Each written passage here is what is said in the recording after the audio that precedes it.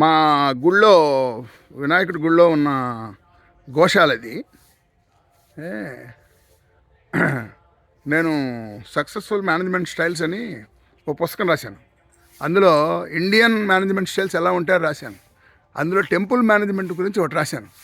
ఇప్పుడు ఏమనుకుంటున్నానంటే గోశాల మేనేజ్మెంట్ అనేది ఒకటి రాద్దామని అనుకుంటున్నాను. ఎందుకంటే మన వాళ్ళకి అర్థం కాని విషయం ఏంటంటే ఈ గోవులు ఎందుకు అన్నాడు.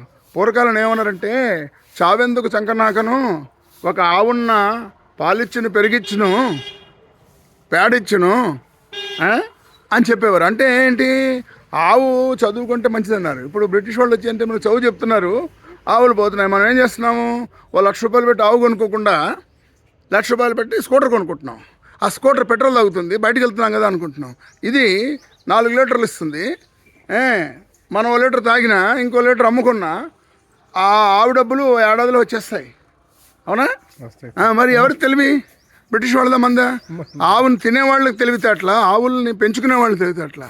5,000 ఏళ్ల క్రితం మనకి కృష్ణుడు చెప్పింది మర్చిపోయి 200 ఏళ్ల క్రితం బ్రిటిష్ వాళ్ళు చెప్పింది నమ్ముతున్నాం మనం.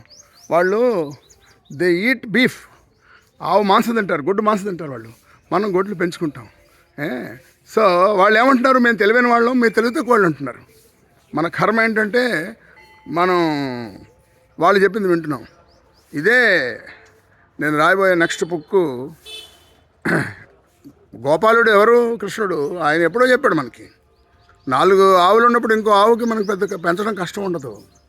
మనమేమో అదేదో కష్టం అనుకుంటున్నాం.